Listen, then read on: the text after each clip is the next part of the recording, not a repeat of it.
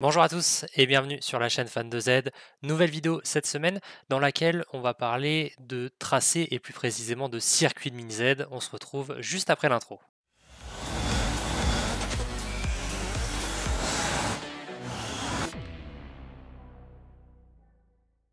Effectivement, aujourd'hui, on va voir comment on dessine un circuit de mini Z. Et pour ça, rien de plus simple puisqu'on a un logiciel qui fait quasiment tout à notre place. On se retrouve sur l'ordinateur. Voilà, on est maintenant donc effectivement sur l'ordinateur. Alors c'est une vision que vous n'avez pas l'habitude de voir puisque d'habitude on est plutôt sur la piste. Mais là, cette fois-ci, on est sur un ordinateur pour voir aujourd'hui comment marche le logiciel qui s'appelle Z-Rune Track Designer. Donc sur ce logiciel que je vous mettrai d'ailleurs en description, déjà dans un premier temps, il vous suffit de le télécharger. Donc on va cliquer sur le lien, il vous suffira d'appuyer sur Download Now et vous pourrez ensuite télécharger l'application directement sur votre ordinateur, à savoir qu'il n'y a pas réellement de, comment dirais-je, de besoin que votre ordinateur soit ultra puissant, ça marche sur quasiment tous les ordinateurs, malheureusement il n'y a rien sur téléphone. Ensuite, une fois que vous avez terminé le téléchargement de l'application, vous arrivez sur cette page. Alors pour l'instant elle fait très mal aux yeux puisque c'est une image blanche, mais pas d'inquiétude, on va y regarder ensemble. Donc l'application malheureusement elle est disponible 100% en anglais, il n'y a pas possibilité de le mettre en français, mais pas d'inquiétude, il n'y a pas grand chose à comprendre pour ce qui est en besoin de traduction. Donc, dans un premier temps, vous allez aller sur File, qui est en haut à gauche. Vous allez cliquer dessus et vous allez cliquer sur New. Vous allez donc avoir un espèce de quadrillage qui va apparaître effectivement à votre écran. Ici, la petite fenêtre, vous pouvez la fermer, il n'y a pas grande importance. Ensuite, la chose qu'on va vous demander, ça va être la taille de votre circuit. Donc, dans un premier temps, on va aller chercher ici mètre pour le mettre dans une unité qu'on connaît, ici effectivement mini Z, et ensuite vous allez mettre la taille de votre circuit. Donc partons du principe qu'on va faire un circuit qui va faire 8 mètres par, allez, par 12, un circuit plus ou moins atypique, pardon j'ai mis dans le mauvais sens, excusez-moi. Partons du principe qu'aujourd'hui on va faire un circuit qui va faire 12 mètres par 8, donc 12 ici, 8 ici, et on appuie ensuite sur la petite case cochée, et vous avez donc le quadrillage qui change de forme juste ici. A savoir donc également qu'en mini Z, les dalles de piste, que ce soit RCP ou Kyosho d'ailleurs, hein, elles font toutes 50 cm par 50 cm. Autrement dit, c'est des carrés. Et donc ici, effectivement, vous avez bien des dalles en forme de carré. Par exemple, ici on a mis 8 mètres de largeur. Étant donné que les dalles font 50 cm, vous avez 1, 2, 3, 4, 5, 6, 7, 8, 9, 10, 11, 12, 13, 14, 15 et 16 carrés. Ça correspond effectivement aux 16 dalles que vous pourriez avoir sur votre largeur. Et donc en longueur, on a 24 carrés. Ensuite, chose importante, il va falloir savoir de votre côté qu'est-ce que vous avez comme stock de pistes. Pour ça, rien de plus simple, vous allez dans votre stock, dans votre local, et vous comptez le nombre de dalles que vous avez. Et ensuite, sur la gauche, vous allez pouvoir remplir ces cases et mettre le numéro correspondant à votre stock. Imaginons, vous avez dans votre stock 12 damiers, vous remplissez ici le chiffre 12. Vous avez 50 dalles pleines, vous mettez 50. Rien de plus compliqué. A savoir que lorsque vous mettrez votre dalle sur votre piste, que vous en mettez 12, vous voyez qu'ici on est passé à 0. Tout à l'heure c'était marqué 12, mais maintenant on est marqué à 0. Imaginons j'en mets une 13e sur mon circuit, vous avez moins 1, ce qui vous indique que vous êtes à moins 1 par rapport à votre stock. Autrement dit, vous n'avez pas assez de pièces dans votre stock physique pour pouvoir continuer effectivement la fabrication du circuit. Ensuite, hop, on enlève tout ça, je vais vous montrer comment on le fait effectivement. On va voir les différentes pièces qui existent. Donc déjà, pour prendre une pièce dans ce qui est à gauche, il suffit de clic gauche sur la pièce, donc imaginons le damier, je clique gauche, et ensuite je reclique gauche sur le damier à l'endroit où je souhaite la mettre. Comme ceci.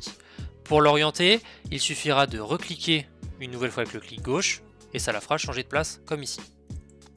Pour l'enlever, il suffira d'aller sur le carré blanc en haut à gauche, on clique gauche une nouvelle fois, et on reclique gauche sur les damiers qu'on souhaite enlever. A savoir que si on reste appuyé, eh bien ça enlève tout simplement, et c'est exactement pareil, si je reste appuyé, voilà, les dalles se mettent.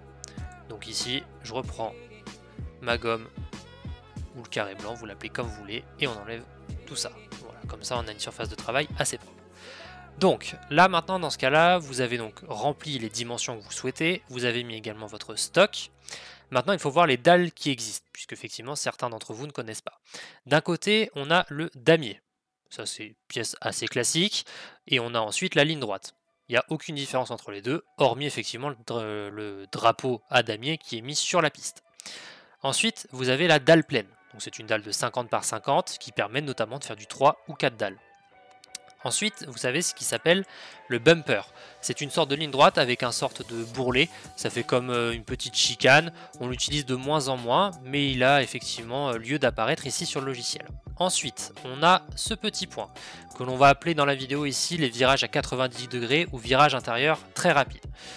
Ensuite, vous avez la dalle extérieure, donc de virage extérieur. Vous avez ensuite la diagonale, qui est assez peu connue, on la voit de temps en temps sur certaines courses, mais ça reste assez rare. Et ensuite, une pièce assez importante, que je vais appeler ici le virage intérieur large, ou intérieur rapide, qui se constitue de 3 pièces sur le logiciel, pardon, excusez-moi.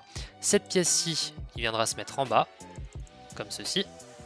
Cette pièce qui viendra se mettre juste à sa droite, et une autre qui viendra se mettre juste au-dessus. Ça vous fera le virage intérieur large pour faire un petit peu plus imagé. Voilà, avec une dalle pleine, c'est un virage que l'on connaît en mini Z. Donc, maintenant que nous avons toutes nos pièces, on peut les effacer. Il y en a une autre que vous connaissez probablement ou pas, à savoir l'ovale. Alors l'ovale, il est assez compliqué et assez relou, on va pas se mentir, à mettre sur le logiciel, puisque en fait vous avez des pièces comme ça qui se ressemblent plus ou moins et c'est assez compliqué, on sait jamais trop dans quel sens les mettre.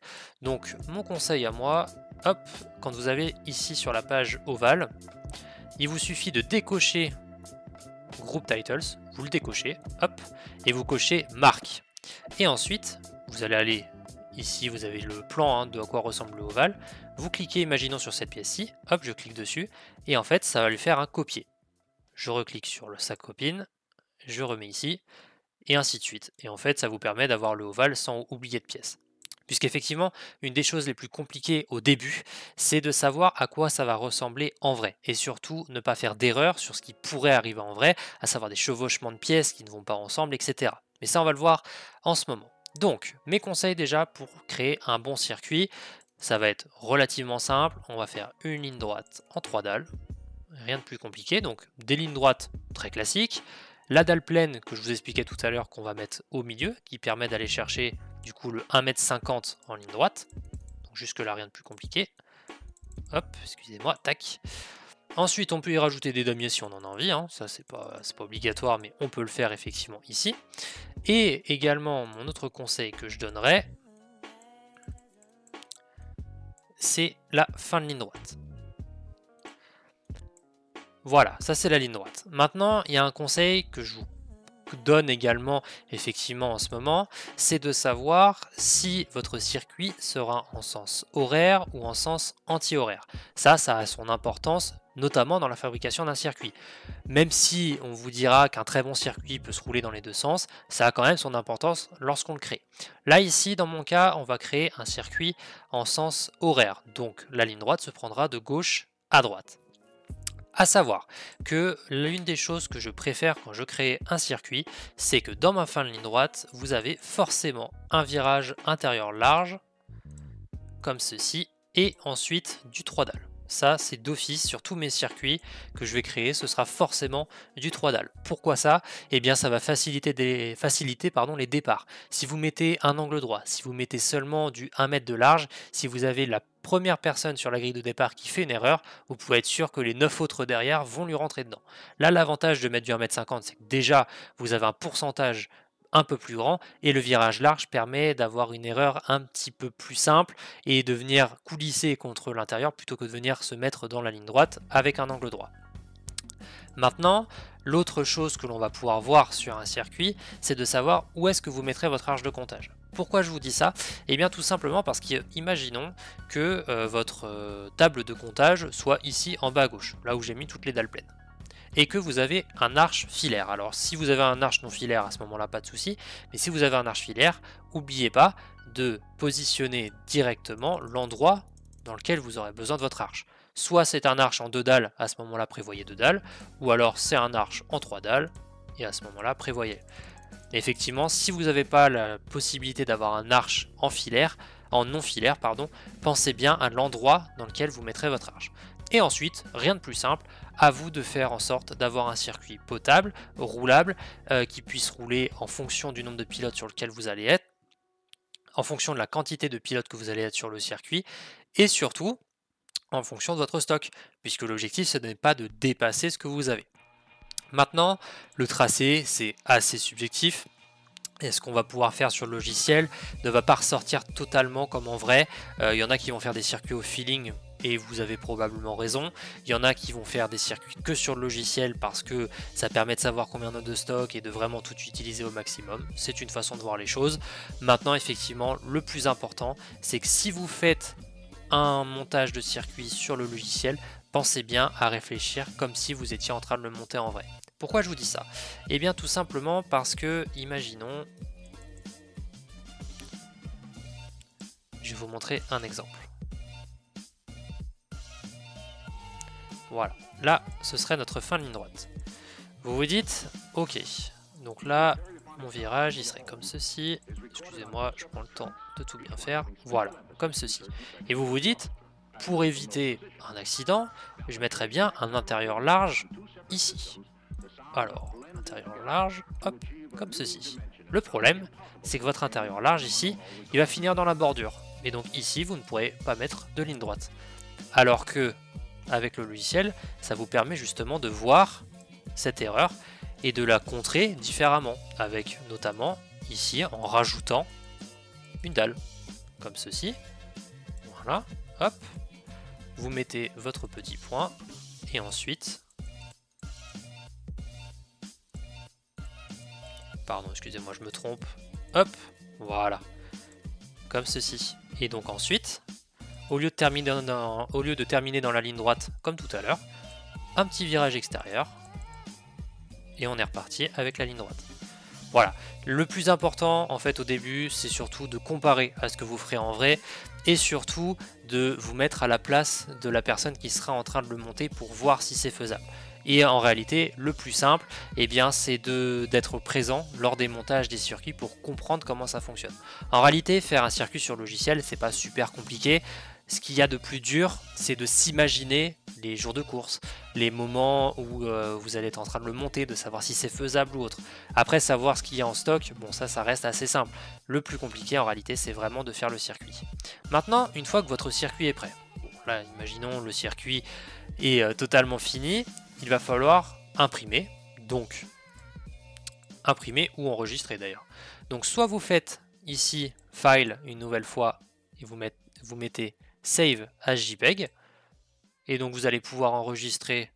Donc là si je mets vidéo, hop là pardon, hop, si je mets vidéo que j'enregistre et que je vais dans mes dossiers, hop,